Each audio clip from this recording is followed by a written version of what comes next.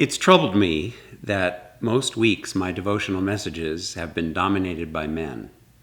In fact, the last 2 weeks, all 6 of them were men.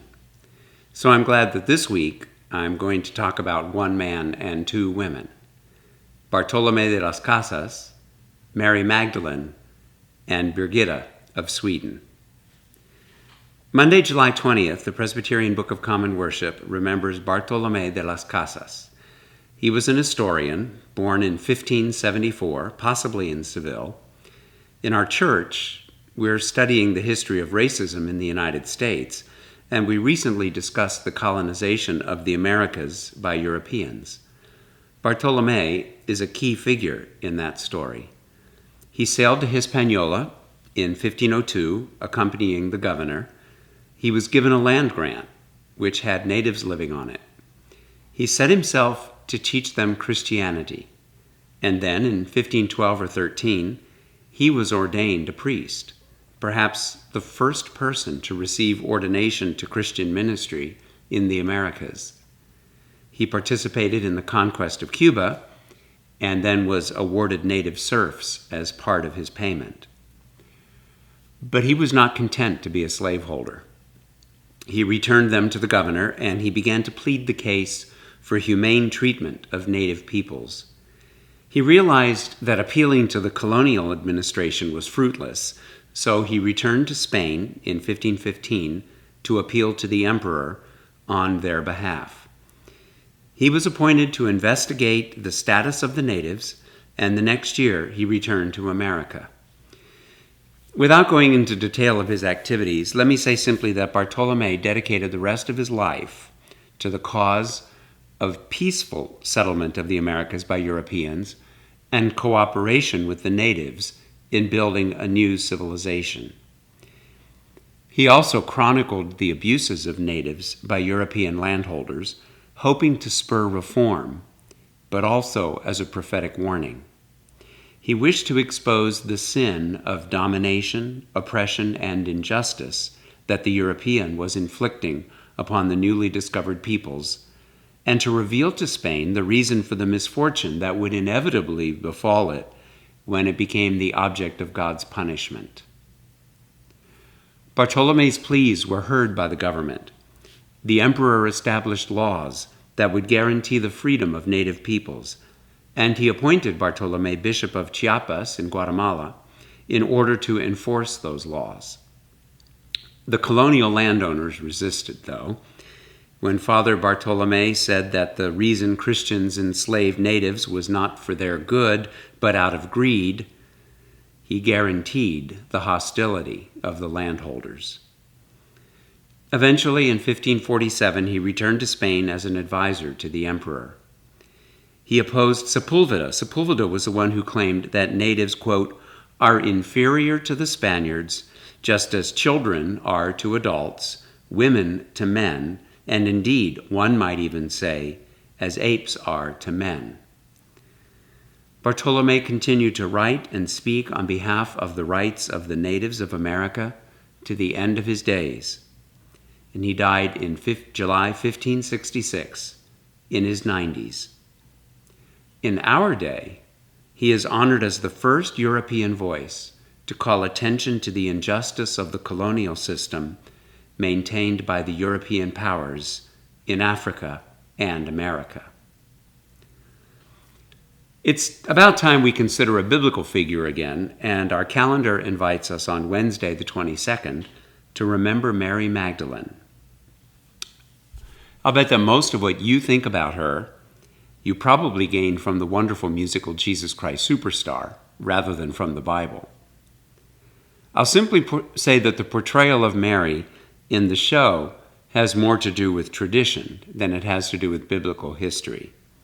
Or maybe if not Jesus Christ Superstar, you got your ideas from Dan Brown's The Da Vinci Code. Well, Let's look at the Bible.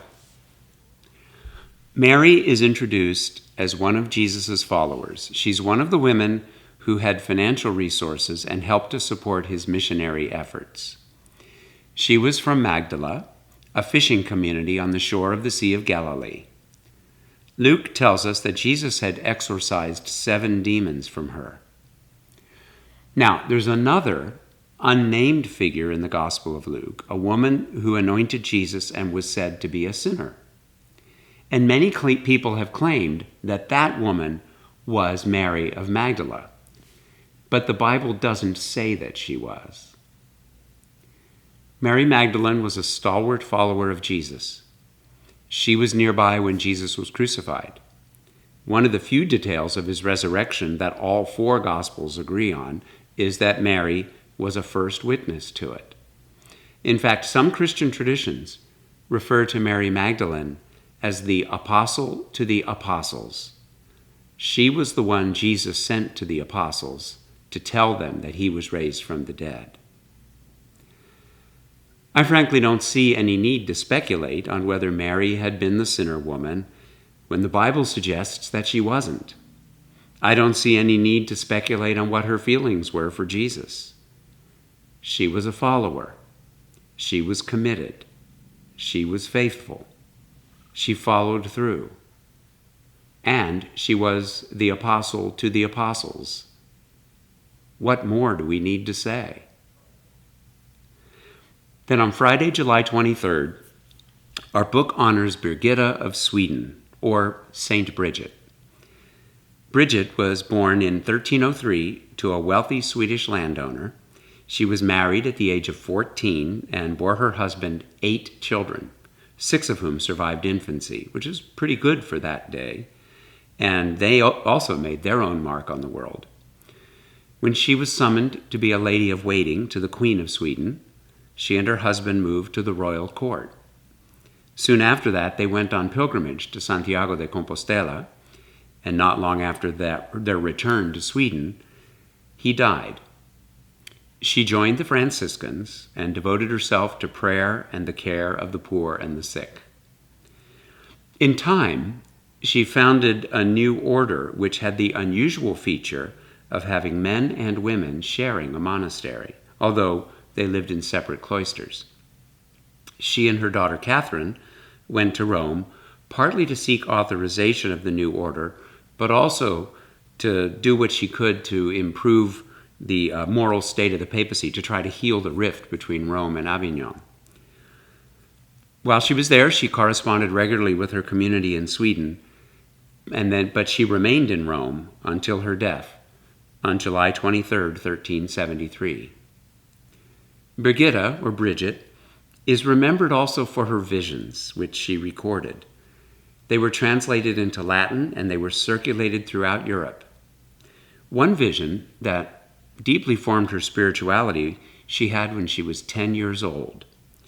She saw Christ on the cross, and she asked him, "Who has done this to you?" He answered her, "They who despise me and spurn my love for them." Her vision of the birth of Jesus has influenced our common portrayals of the Nativity ever since. Although she's especially associated with Sweden, Bridget's spirituality and her writings have been influential throughout Europe and, consequently, North America as well. Many Catholic Christians pray Bridget's cycle of 15 prayers, which recall 15 phases of Jesus' suffering and death on the cross. And these prayers plead with Jesus for mercy and for salvation in their remembrance. And to that we too may say, Amen.